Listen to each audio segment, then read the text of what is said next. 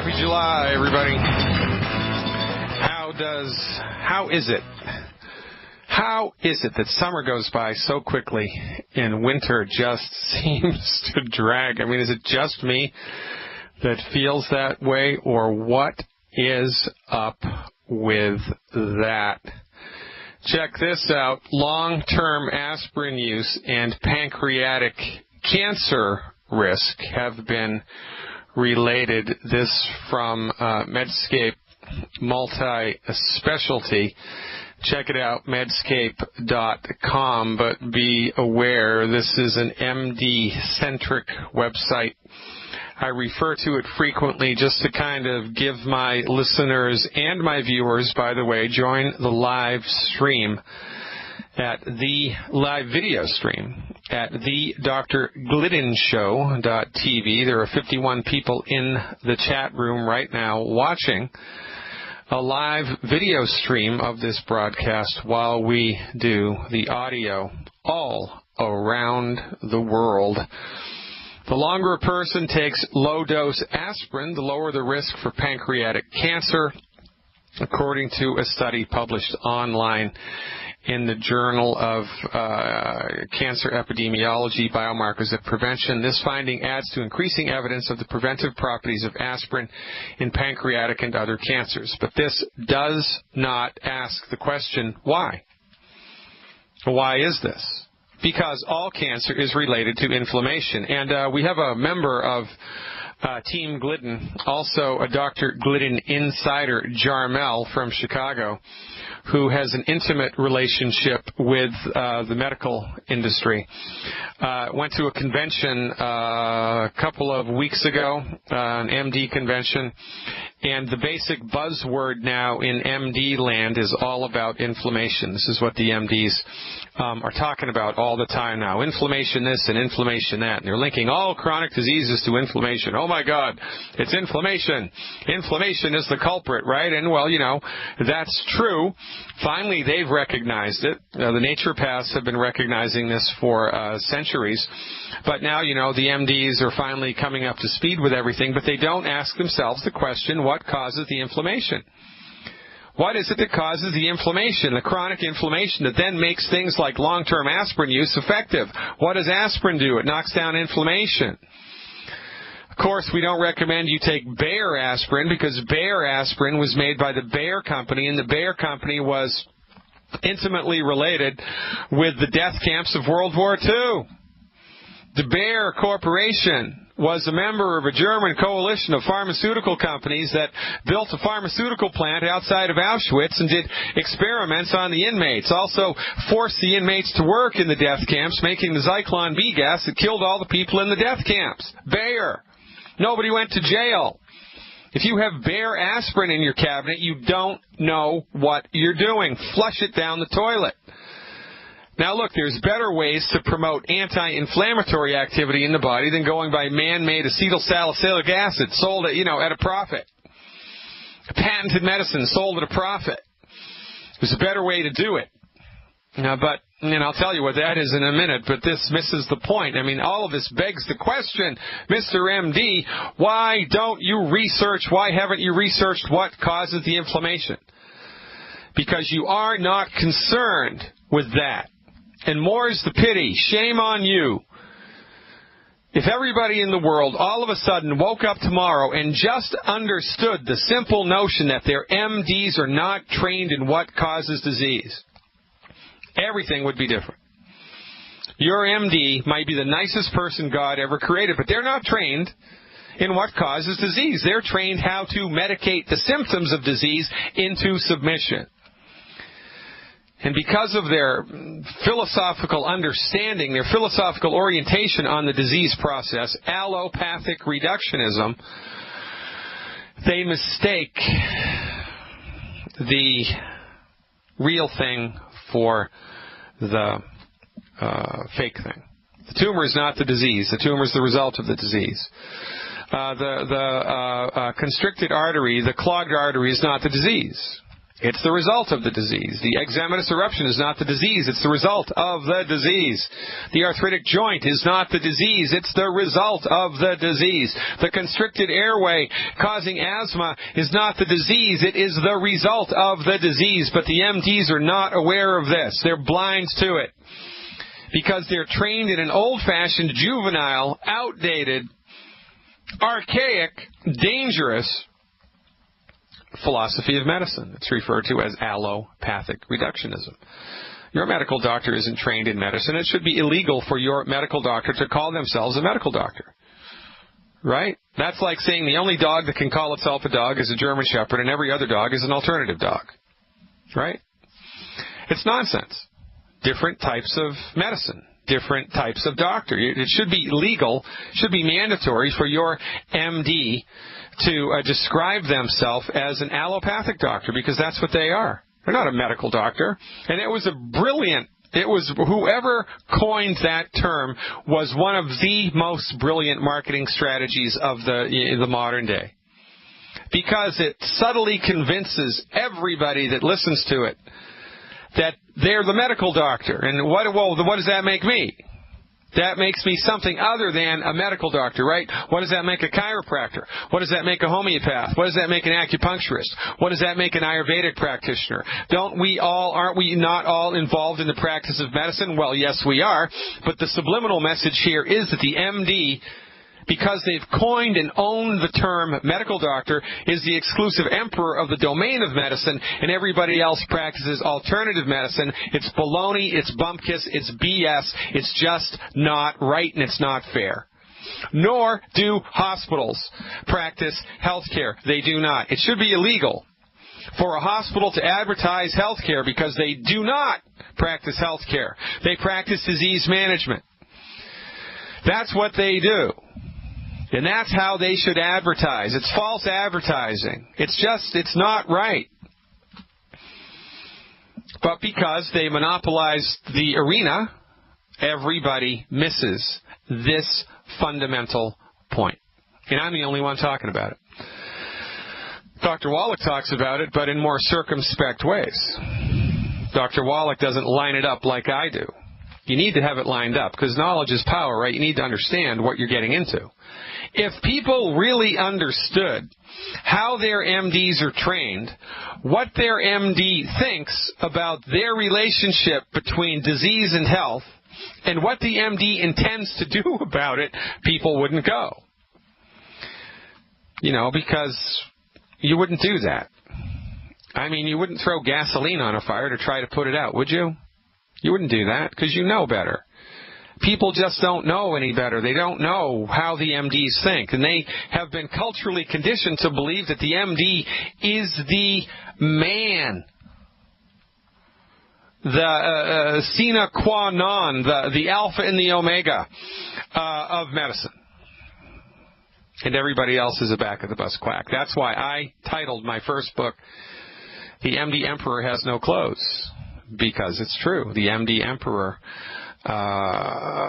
you have assumed through public relations, a brilliant public relations campaign doled out over the last 100 years, you have been fed the cultural myth that the MD is the emperor, exclusive owner of the domain of medicine, and everybody else is a back-of-the-bus quack, when in point of fact the MD is only trained in one piece of the medical pie. One piece. And that piece is horrible in relationship to chronic disease. That piece is awesome, more or less, in treatment of acute disease, trauma, and surgery when surgery is necessary. That's the wheelhouse of the MD. You don't go to a chiropractor for open heart surgery. That's ridiculous. You wouldn't do that. Well, nor should you bring your body to an MD if you have a chronic disease. You shouldn't do that. The only time you should darken the door of an MD is if you have an artery is bleeding, you have a bullet in your arm, you have a third-degree burn, you have a broken bone, you're unconscious because some drunk driver, heaven forbid, T-boned you at the intersection. You split your skull open. Or you've been such a knucklehead about your health that one of your kidneys is rotten and it needs to be removed, right? That's the wheelhouse of the MD. You get your leg blown off in Iraq, heaven forbid, Afghanistan, heaven forbid. That's the wheelhouse of the MD. And that should be the long and the short of it, but it's not. MD gets to do anything they want. Did you know that if you're an MD and you've had absolutely no training, no experience in acupuncture, you can practice acupuncture? Did you know that? You can do whatever you want if you're an MD. And it's a problem. It's a big problem. And the problem has existed for so long that everybody has become culturally conditioned to believe that the MD knows everything and that Dr. Oz has the secret decoder ring about all things medical. Right? I mean, you do believe that. That's what you believe. That's why the Dr. Oz show is so popular. People think that the MD degree automatically confers some type of deity-like, thing. Oh, he's a doctor. He must know everything. No. You want to talk to Dr. Oz about open heart surgery? That's what he's trained in. You ask him which is the best scalpel to use, which is the best chest spreader, which is the best heart and lung machine, which is the best anesthesia cocktail to use, right? Those are the things you can talk to him about, but why on earth would you talk to Dr. Oz about vitamins? Why on earth would you talk to Dr. Oz about herbs? Why on earth would you talk to Dr. Oz about weight loss? Why on earth would you talk to Dr. Oz about anything other than drugs and surgery? Because you've drunk the Kool-Aid. You believe it. Down to your toes that your MD is superior to you in every way and they know stuff that you don't know, and oh my God, you have to genuflect at that altar all the time, and it's nuts, it's nonsense. And like Dr. Phil says, how's that working for you? Since you've been following the advice of the MD, how are you feeling? How's your weight? How's your energy? How's your mood? How's your joints? How's your sugar? Your blood sugar? How's your sex drive? You need the little purple pill, do you, just to get through the day? This is what we've come to. We have come to accept medical mediocrity. Our health is in the crapper, and it's getting worse every year. Why? Because you've taken the wrong dog to the hunt. You've brought your body to an MD, and you're suffering with a chronic disease, and that's just the silliest thing anybody can do. The only reason you did it is because you did not know there was another way. This is the other way. Stay tuned. I'm Dr. Peter Glidden, and this is Fire Your MD Now. Welcome back, everybody. Dr. Peter Glidden here, your steadfast advocate for health. We have over 60 people in the chat room here.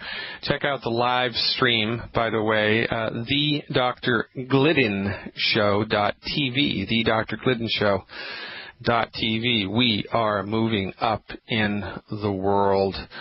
Teresa from Iowa in the chat room wants to know if there is a connection with low thyroid function and this weird illness called trichotillomania. Now, this is fun to talk about, right? Because remember, MDs love to name things. And they name things in order to make them appear to be superior to you. So you go into an MD and you've got chronic pain in your elbow, right? Chronic pain in the joint of your elbow. The MD does $3,000 of diagnostic discovery and then huffs and puffs into the room with their white coat and their stethoscope. And they say, yes, you have osteoarthritis. Thank you very much. Then they turn around and they leave. And I'll write your prescription to take care of the inflammation. Well, osteoarthritis is, Latin for pain in the joint. You knew you had a pain in the joint when you came in there. But when the MD gives it a Latin name, all of a sudden you feel intellectually inferior and you genuflect at that altar. And then what is their prescription? Is it a prescription for health? No, it's a prescription for disease management.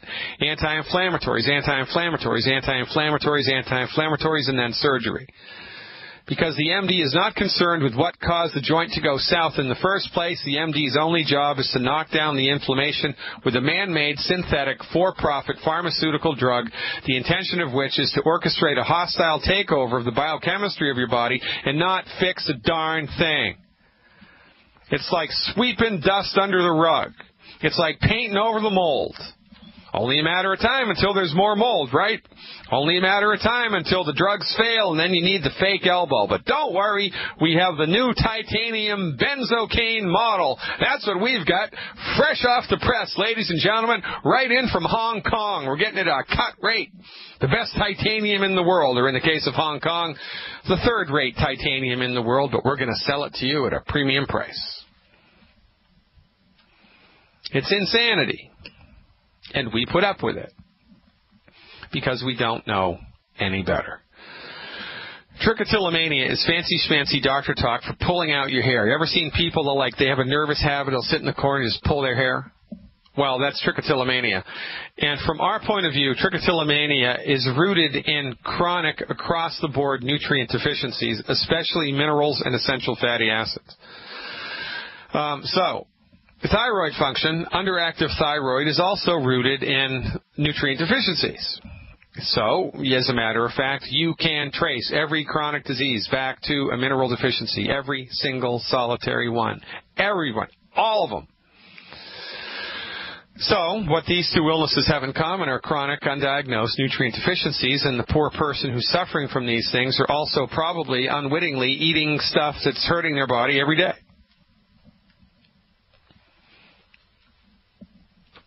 I mean, why do that? If you bought a brand new automobile and it was an unleaded engine, would you put diesel fuel in it? No. The diesel fuel nozzle won't even fit in your tank. They do that because some people are stupid and they try to do that.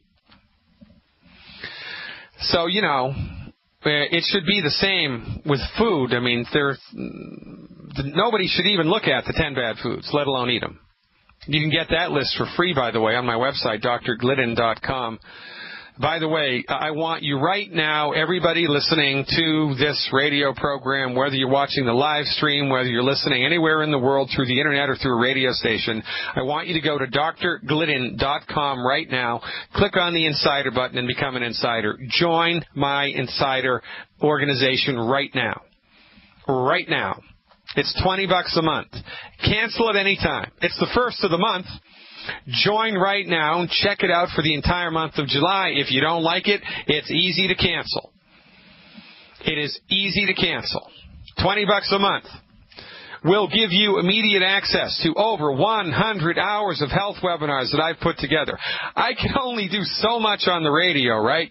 We have, 100 calls to answer. We've got people in the chat room. We've got a lot of questions coming at us. Well, guess what?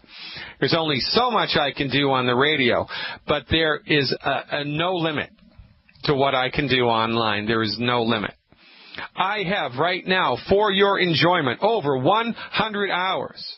Over 100 hours of archived 45-minute, 50-minute, 60-minute long health webinars, the intention of which are to show you our perspective on the genesis of chronic disease and the simple steps you need to take to support and promote your body's ability to fix itself. Become an insider now and join the club. Dr. Peter Glidden here with you in July 2014. How did that happen? Boom, all of a sudden July. Oh, my goodness, what's going on? Let's go to Pam in Idaho and see what's cracking. Hey, Pam, thanks for the call. You are live. Hi, Dr. Glidden. Thanks for everything that you're doing for us. I really, really appreciate it. We found out that a friend of ours is in stage 4 cancer. He's got tumors in his liver, his lungs, and his colon. And I know that Z-Radical and Selenium and the Healthy Start Pack are kind of a given, but I didn't know if there was anything else that you could suggest to us.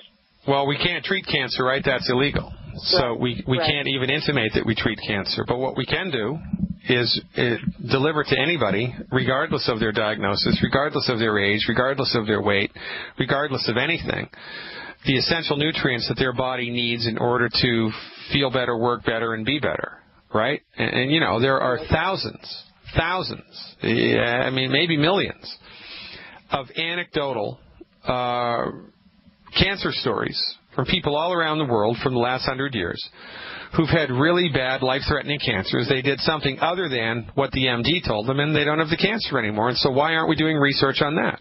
Why aren't we paying attention to that? Why aren't we focusing on the stuff that actually produces results rather than the stuff that the MDs do, which produces no results? No results. The cancer treatment is so bad in the United States that the American Cancer Society about 18 years ago stopped even using the word cure. Now it's 5-year survivorship, which means if you're diagnosed with cancer, you go on board with conventional medical treatment, and you live 5 years and 1 day You die 5 years and 1 day after you were diagnosed with cancer, that cancer treatment is considered successful and goes in the record books as a success. And there ought to be a law. I mean, the amount of money that we've paid for cancer research is astronomical, nearly $1 trillion, and which is, I can't even imagine that much money. And the results that we've gotten for that, zip, nada, niet, nothing. Nothing. I mean, how many people do you know that have survived cancer? I know 2. And those 2 people that are cancer survivors got on board with medical nutrition as soon as they got the diagnosis. But, I digress here. So, as much Z-Radical as they can afford is a good thing to do on top of the anti-aging healthy start pack and selenium appropriate for body weight. As much Z-Radical as they can afford. Of course, eliminate the 10 bad foods. And what Dr. Wallach would advise when people came to see him at the Alternative Cancer Treatment Center in Tijuana, Mexico, was a diet heavy in fresh squeezed vegetable and fruit juice. A diet heavy in fresh squeezed vegetable and fruit juice. So that's right along the lines of the Z-Radical, though. Massive amounts of antioxidants, massive amounts of enzymes, right? Live plant enzymes. But honestly, there's not a whole lot to do here that I'm aware of, other than just max out on Z-Radical and, keep your fingers crossed. Because really, probably what we're looking at here, and, remember, I've seen people recover from things you wouldn't believe. Honest to God. That's why I love Dr. Wallach so much. Because under Dr. Wallach's tutelage, the things I've seen people recover from eclipse in magnitude anything I'd ever seen before. I've seen quite a bit in 25 years of clinical experience. But Wallach takes the cake. So, I don't know where the point of no return is. I really don't. Nobody does. And one of the really bad things about cancer is because the treatments are so ineffective, and because the treatments put so much stress on the human body, the last 6 months of most cancer patients' lives are horrible. Their mood is altered by the treatment. Their energy is altered by the treatment. Every time they cough, they pee. I mean, it's just a humiliating existence for the last 6 years of their life, and it's bad. So, medical nutrition to the rescue. Because with proper medical nutrition, worst case scenario, proper medical nutrition, they're able to enjoy dignity on the planet in the last 6 months of their life, and their body's able to work to the best degree that it can. They can think clearly, they can sleep clearly, they can, move through their life and, embrace the change of death with dignity. But notwithstanding that, they're going to go out, they're going to leave planet Earth in a drugged-out stupor, in pain. It's nuts, man. I mean, it's bad. It's bad, bad, bad, bad, bad. But we put up with it because I don't see any million-man or million-woman marches on Washington, D.C. to protest the pharmaceutical industry and to protest cancer research. I don't see anybody organizing that.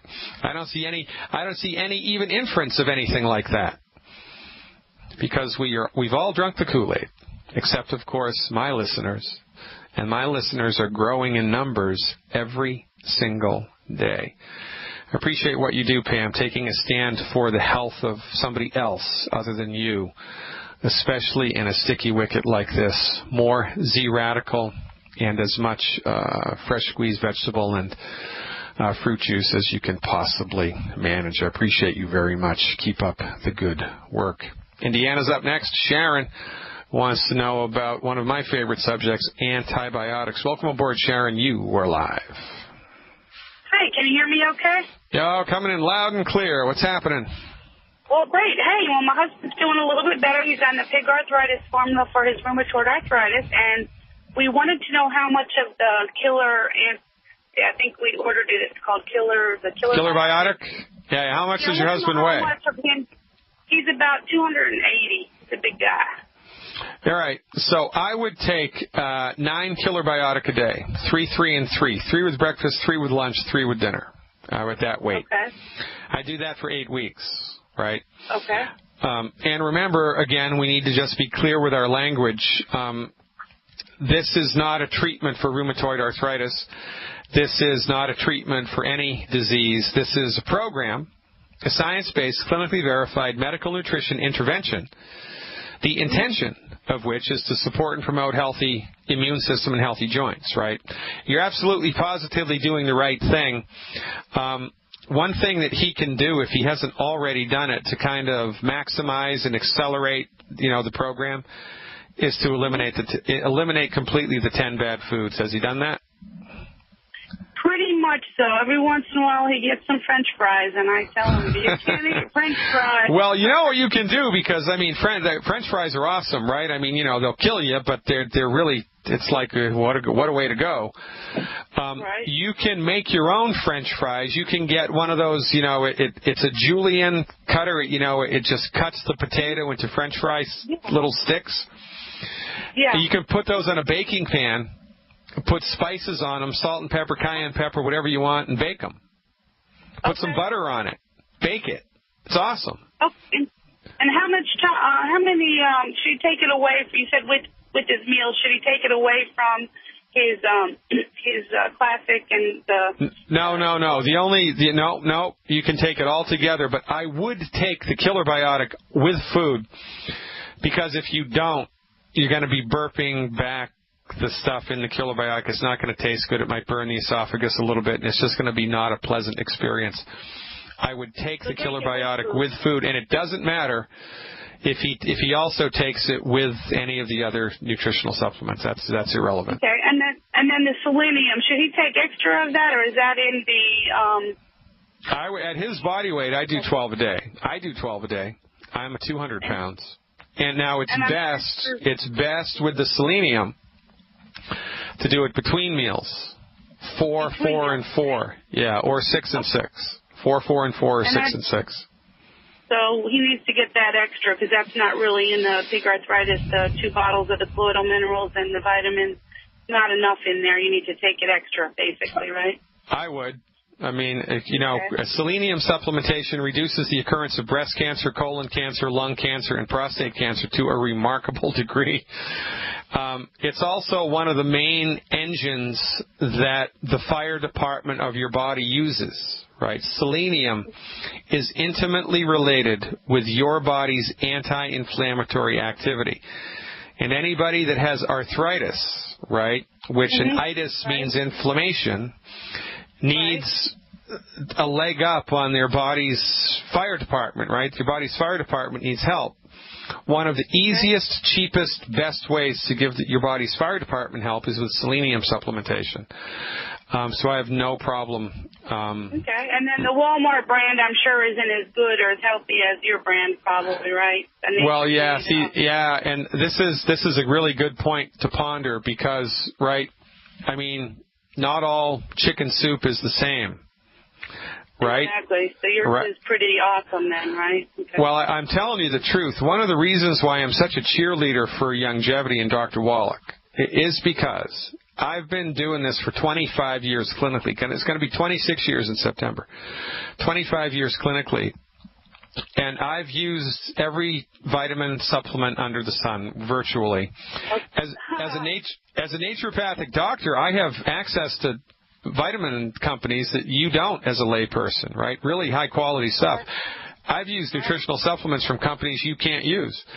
I've used a lot of different companies over 25 years, and I'm here to tell you that Dr. Wallach's recipes, Dr. Wallach's formulas delivered by Longevity are among the most effective nutritional supplements I've ever seen. The recipe makes a difference. That's why I'm a big cheerleader for it. You bet. Okay, and just one more question, I'll let you go. You're awesome. Hey, I have they told me a blood iron storing thing, and I read in the book that if you have an iron storing, you should take extra copper. So do you think I should take extra copper? So do you have hemochromatosis? Is that what they told you? Yeah, so they're taking my blood out each month. They give me a secret of blood. Yeah, next year they're going to give you the take-home leeches in a 12-pack, right? That's what they're going to do. Yeah, there you go. So should I take some extra copper then? So here's what you need to do, right? Remember, the body is a holistic organism It is a complex interrelated system, and when one part of the body starts to get funky, like, oh, it's having trouble with iron, right? The first thing to do is give your body a comprehensive nutritional shot in the arm, comprehensive across-the-board nutritional shot in the arm. For you, that would be one Healthy Start Pack 2.0 in the liquid form, one Healthy Start Pack 2.0 in the liquid form, and one bottle of selenium per 100 pounds of body weight per month. Okay. I would do that for 6 months and then look to see if the hemochromatosis is still present. I'm going to bet you 25 cents that it's not going to be present anymore. So just give your body the comprehensive stuff and keep your fingers crossed. That's how I would handle that. And that's better than the tangerine, the powdered form. You think that'd be a little bit better for me? Because I've been starting on that. Well, we got to be clear, and that's a great question. The tangy tangerine in the powdered form is part of the Healthy Start Pack liquid. The Healthy Start Pack in 2.0 in the liquid is the Beyond Tangy Tangerine 2.0. The EFAs, fish oil capsules, and the liquid calcium, not the powdered calcium, the liquid calcium.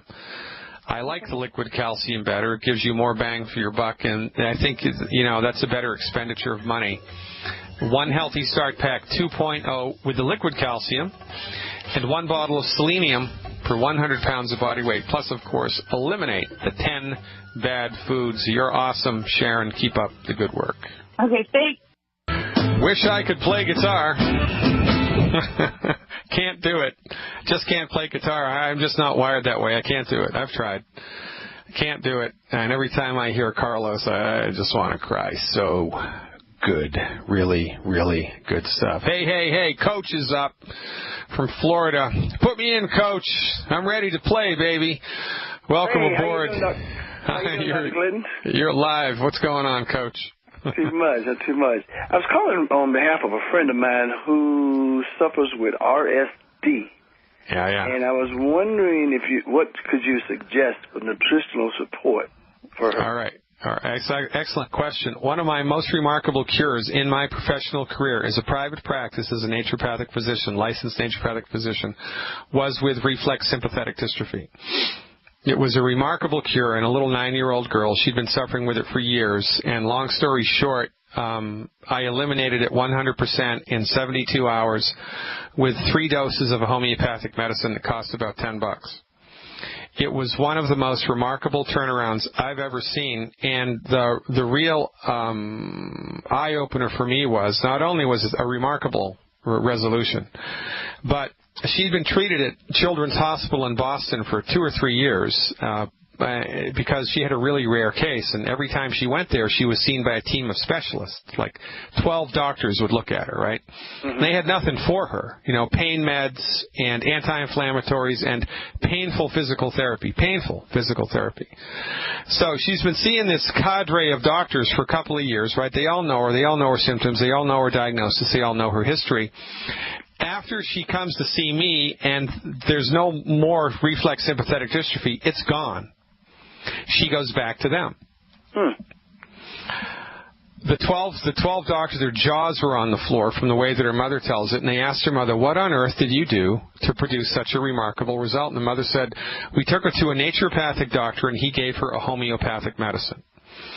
All but one of the doctors got up and left the room. Didn't want to know, didn't want to have anything to do with it, didn't want to know anything about it. There was one doctor from Israel who asked the mother what the name of the medicine I used was, but not even he called me. This really drove home the message to me, and this is why I'm such an advocate of firing your MD, because these people who we've given our hope and our trust to, these people who hold themselves out as the bulwarks of medicine, the go-to people that are holding up the walls of health, do not give a crap about you or me. They do not. Because if they did, those doctors would have called me, every single one of them. Are you kidding me? They would have rented a bus and they would have come down to, I live 2.5 hours away. They would have made a weekend trip. I would have been happy to line it all up for them. I could have told them from start to finish what I did and why I did it. Could have lined the whole thing up. But they were not interested.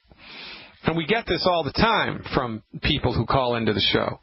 They're suffering for years with a chronic health condition. They get on board with a medical nutrition program or they do something else and it goes away. They go back to their original prescribing doctor and the doctor says, I don't want to know what you're doing. I don't want to know. Just keep doing it. I don't want to know what you're doing. It's nuts. Quite frankly, it's scandalous. And these people are not physicians. They're intellectual cowards who have no business being having as much social cachet as they do. Now, to answer your question, to support and promote the structure and function of the human body in the face of a diagnosis of reflex sympathetic dystrophy, the recommendation is 1 anti-aging healthy start pack, 2 selenium, 1 immortalium. 1 anti-aging healthy start pack, 2 selenium, 1 immortalium per 100 pounds body weight per month.